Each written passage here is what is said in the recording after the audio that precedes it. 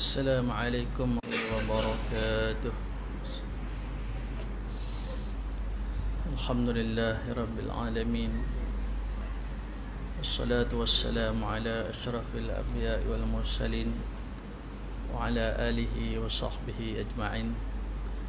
Bishrah li sadri wa yassir li amri wa hlul 'uqdatam min lisani yafqahu qawli. Allahumma 'allimna mimma jahilna wa dhakkirna mimma nasina. Allahumma faqihna fid din wa qur rabbi zidni 'ilma, amma ba'd. Alhamdulillah, semua alhamdulillah. Tuan-tuan, puan-puan, seluruh saf kepimpinan Surau An-Nur, para Tok Imam Bilal, para ustaz. Syukur kita kehadrat Allah Subhanahu wa taala kerana dengan taufik hidayah inayah daripada Allah, pada malam ni sekali lagi dapat sama-sama kita hadir ke rumah Allah, dapat kita menunaikan salat fardu maghrib secara berjemaah, dan kita juga dapat berbuka puasa bersama-sama, dan seterusnya dapat sama-sama kita berada dalam majlis ilmu pada malam ni. Mudah-mudahan di bulan Ramadan yang penuh keberkatan ini, Allah Subhanahu wa taala mengurniakan kepada kita semua fadilat bulan Ramadan yang mulia ini, insya-Allah. Amin ya rabbal alamin. Baik, kita menyambung pengajian kitab kita, iaitu kita masih lagi membicarakan iaitu seruan Allah Subhanahu wa taala tentang haram menunaikan salat ketika mabuk dan syariat tayammum. Yang mana Allah SWT berfirman, ya ayyuhalladzina amanu la taqrabus salata wa antum sukara hatta ta'lamu ma taqulu. Wahai orang-orang yang beriman, janganlah kamu hampiri sembahyang mengerjakannya sedang kamu dalam keadaan mabuk, hingga kamu sedar dan mengetahui apa yang kamu katakan. Baik, pada kuliah yang lepas kita dah sebutkan tentang asbabun nuzul, sebab turunnya ayat ni, yang iaitu ketika mana para sahabat Nabi SAW, ada orang dia ni lepas dia makan, dia minum minuman, maknanya arak lah, kemudian dia mabuk. Bila dia baca surah Al-Kafirun itu, qul ya ayyuhal kafirun, kemudian dia tersalah baca wa nahnu na'budu ma ta'budun, dan kami menyembah apa yang kamu sembah. Maka tuan-tuan yang dimuliakan oleh Allah, maka sebab tu kalau kita ni dalam keadaan terlalu mengantuk contohnya, maknanya kita mabuk, kita kata apa, kalau dulu mabuk lah, kalau hari ni mungkin kita terlalu penat, mengantuk dan sebagainya. Jadi nak mendirikan solat ni tuan-tuan, kita kena keadaan segar, maknanya tak boleh kita dalam keadaan yang kita tak tahu apa yang kita baca. Yang mana insya-Allah pada malam ni kita lihat apa kata pengarang tentang khusyuk dalam solat. Baik, qal musannifu rahimahullahu taala wa nafa'ana bi'ulumihi fid darain amin. Khusyuk menunaikan salat merupakan rahsia penerimaannya dalam Islam. Salat bagaikan kedudukan kepala dari tubuh manusia. Seseorang Muslim dianggap tidak beragama jika tidak menunaikan salat. Jadi khusyuk ni tuan-tuan, khusyuk ni dia nak dapatkan salat khusyuk. Dan sebenarnya khusyuk ni pun ilmu yang pertama diangkat adalah khusyuk. Ini dalam hadis baginda Rasulullah sallallahu alaihi wasallam, ilmu yang pertama diangkat adalah khusyuk. Dan mafhum dalam hadis itu juga, kita masuk di dalam jami', dalam masjid dan kita tengok ramai orang yang hadir untuk solat, tapi tak semua khusyuk di dalam solat. Ini disebut dalam hadis baginda Rasulullah SAW. Jadi kita ramai-ramai yang hadir ke surau masjid ni tuan-tuan, tak ramailah di kalangan kita yang khusyuk. Kita tak kata semua tak khusyuk. Tengok dalam kita solat, kita pun tahu ada orang dia solat, dia ikut imam takbir Allahu Akbar, kemudian dia tak ingat apa dah, tahu-tahu imam bagi salam ya, Assalamualaikum warahmatullahi, dia ikut. Bermakna kalau tak ada imam, dia solat bersendirian, boleh jadi dia pun tak tahu rakaat ke berapa.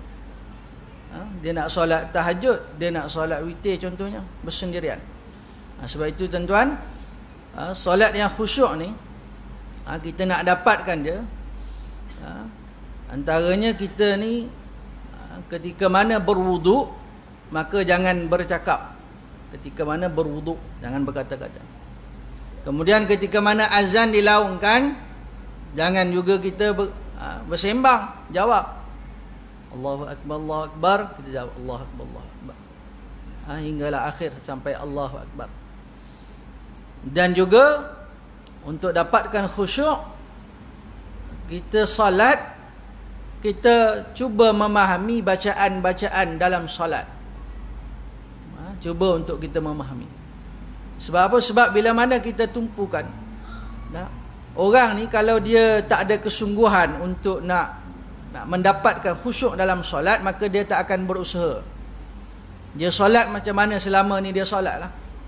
Takbir Allahu Akbar, hilang entah ke mana-mana fikiran dia.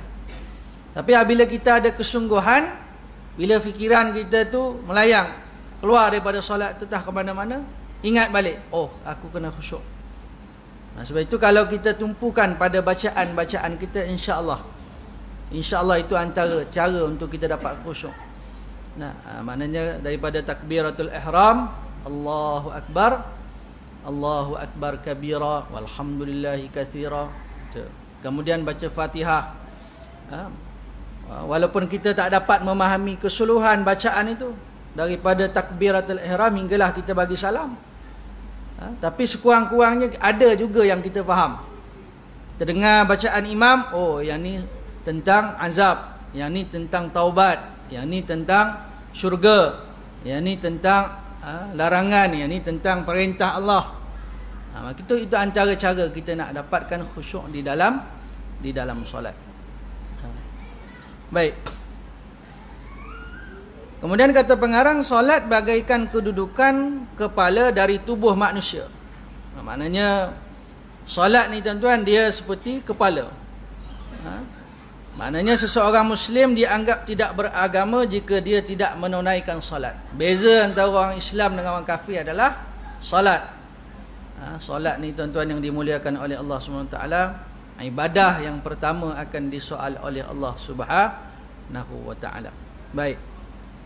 Kata Imam Ghazali rahimahullah ta'ala, Imam Ghazali berkata, janganlah engkau sujud dan rukuk kecuali hatimu dalam keadaan tunduk dan merendah diri selaras dengan sikap zahirmu.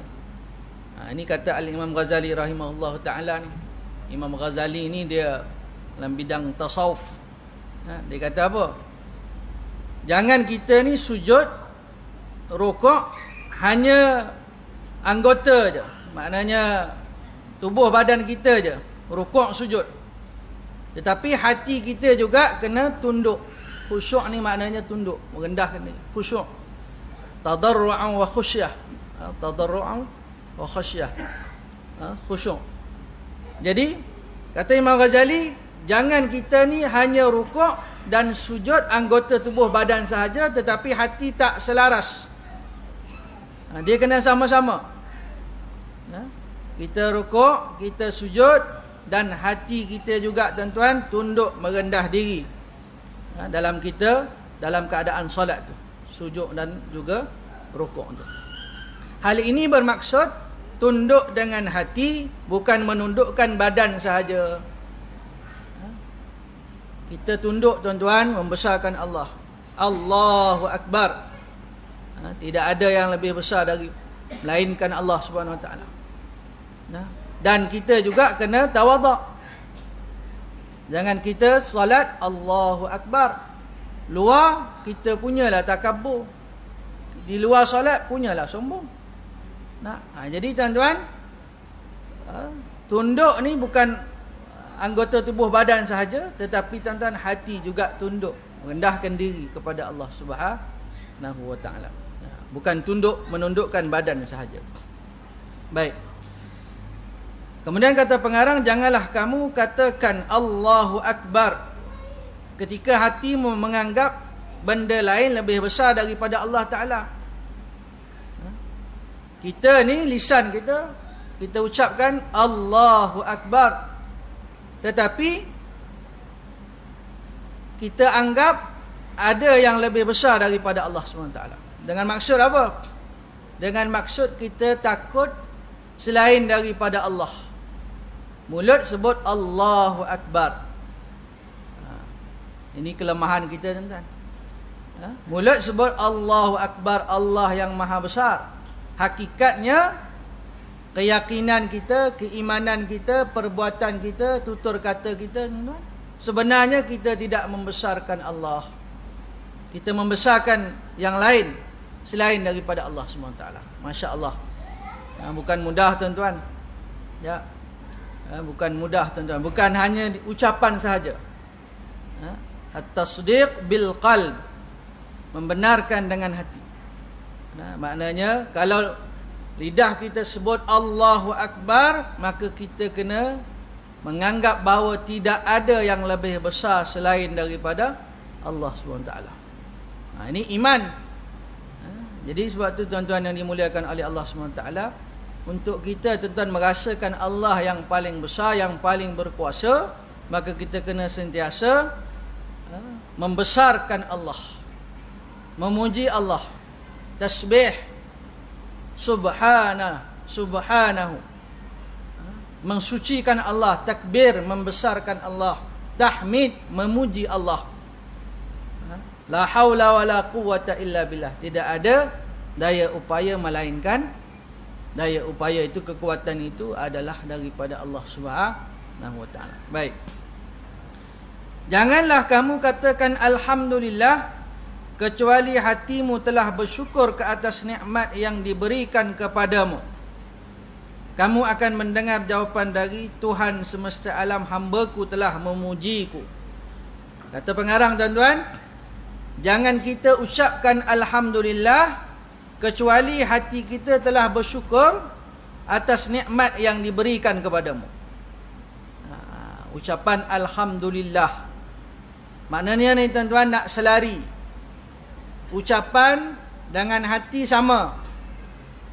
Kalau golongan munafikin, munafik, dia lidah lain. Lidah lain, hati lain. Jadi antara tanda munafik, tuan-tuan, lidah dia dengan hati lain. Tapi ustaz, kalau dalam hati ni saya keluarkan semua, bergaduh saya dengan semua orang. Sebab tu dengan orang saya cakap elok, manis muka.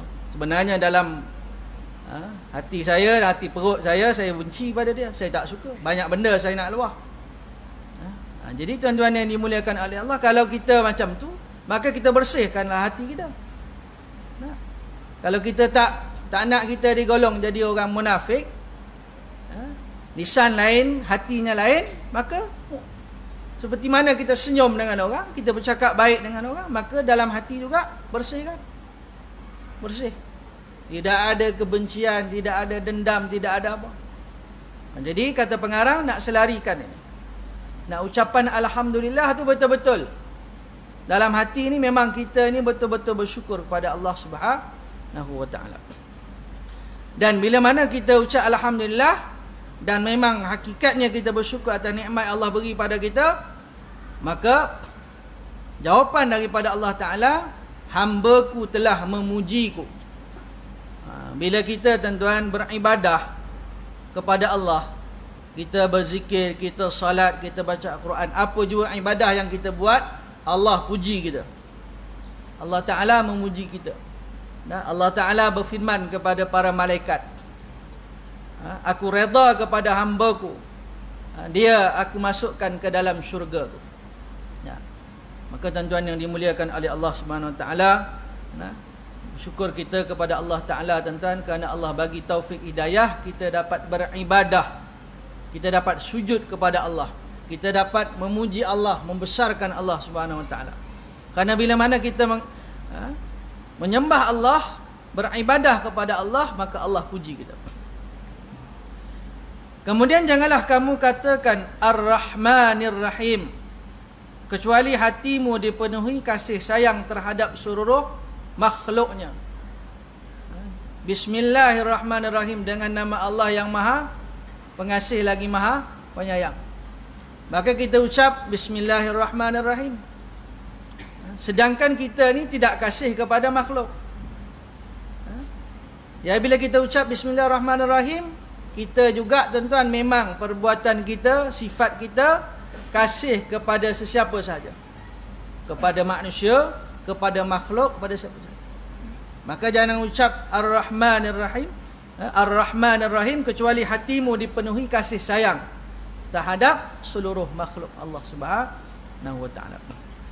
Pada masa itu kamu akan mendengar jawapan dari Tuhan yang Maha Pengasih dan Penyayang, hamba-Ku telah memanjatkan sanjungan kepadaku. Maknanya kita puji Allah Subhanahu Wa Taala. Iyyaka na'budu wa iyyaka nasta'in, hanya kepadamu kami menyembah ya Allah. Iyyaka na'budu wa iyyaka nasta'in, hanya kepadamu ya Allah kami memohon pertolongan. Kita berdoa hanya kepada Allah Subhanahu Wa Taala. Baik. Janganlah kamu katakan Maliki Yaumiddin, kecuali hatimu telah takut dan tergambar di hadapanmu hari kiamat. Jadi kita baca dalam suratul Fatihah, Maliki Yaumiddin. Apa maksud dia tuan-tuan? Maksud dia Malik, Raja. Makna yang menguasai hari akhirat, hari kiamat. Maka dalam solat kita baca suratul Fatihah itu, lepas tu saya sebut pada awal tadi tentang khusyuk. Maknanya tadabbur ayat itu, memahami ayat itu. Lepas tu tuan-tuan tengok bacaan daripada imam-imam Mekah, Madinah. Dia baca tuan-tuan betul-betul dia memahami terjemahan, tafsiran, tadabbur. Betul, kadang dia ulang ayat tu. Dia ulang-ulang, menangis dia. Teresak sampai tak boleh baca. Itu baru betul. Tapi kalau baca tak ada menangis, tak ada apa, tak ada masalah, bacalah. Cuma nak sebut, maknanya lahirnya daripada maknanya hati dia tu bila baca ayat tentang dimasukkan ke dalam neraka, maka dia rasa takut. Maliki Yaumiddin, jadi kita bayangkan apa? Hari akhirat kelak kita akan dihadapkan di hadapan Allah Subhanahu Wa Taala.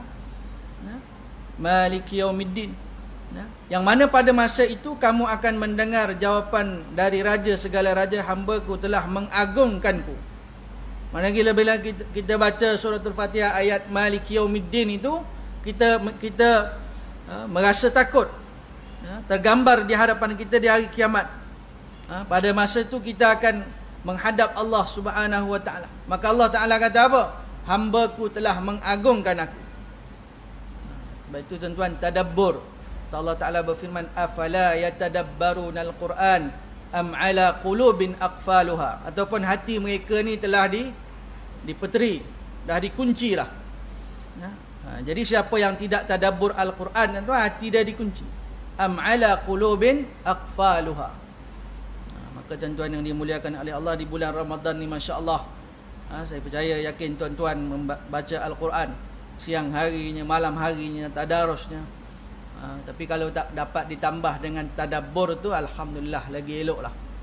Paling kurang pun baca terjemahan je, baca sekali terjemahan, walaupun tak dapat faham banyaklah daripada Al-Quran itu, mufradatnya, asbabun nuzul, sebab turun ayat dan sebagainya. Baik, Allah Ta'ala akan merasakan nikmatnya hatimu, indahnya matamu, dan bahagianya jiwamu. Kemudian dia menyebut hamba-Ku, hamba-Ku, hamba-Ku sebanyak 3 kali. Allah, tuan-tuan, kita ni, kita nak berkata-kata dengan Allah, kita baca Al-Quran, kerana Al-Quran kalamullah azza wa jalla. Baca. daripada awalnya, alif lam mim dzalikal kitab, ataupun tuan-tuan nak baca mana-mana surah baca. Pada ketika mana tuan-tuan puan-puan baca tuan-tuan, maka Allah Subhanahu Wa Taala sedang memuji tuan-tuan. Ya ibadi, ya ibadi, ya ibadi. Dipanggil kita. Maka rugilah tuan-tuan. Siapa yang dia ini Allah bagi peluang, bagi kesihatan dia di bulan Ramadan yang mulia ini, dia tak gunakan kesempatan ini untuk beribadah kepada Allah Subhanahu Wa Taala. Sebab itu tuan-tuan, antara orang yang dia ini diaminkan oleh baginda Nabi sallam, celakalah orang ni. Itu orang yang dia dapat bulan Ramadan, hidup di bulan Ramadan, tetapi dosanya tidak diampunkan oleh Allah Subhanahu Wa Taala. Baik, kebanyakan orang yang menunaikan salat tidak mengetahui apa yang diucapkan dalam salatnya, walaupun tidak meminum arak. Kata pengarang, dulu sebab turunnya ayat ni, ya ayyuhallazina amanu la taqrabus shalah wa antum sukara hatta ta'lamu ma taqulun. Dulu sebelum arak diharamkan, mereka ni minum, lepas tu mabuk, semayang, dia tak tahu apa yang dia baca. Hari ni kita tak mabuk pun, tapi kita tak faham apa yang kita baca. Tak faham. Dalam rukuk baca apa? Subhana rabbiyal azimi. Dalam rukuk baca apa? Subhana rabbiyal azimi wa bihamdih. Dalam sujud subhana rabbiyal a'la wa bihamdih. Jadi kita cubalah tuan-tuan beli buku tu, buku panduan solat tu.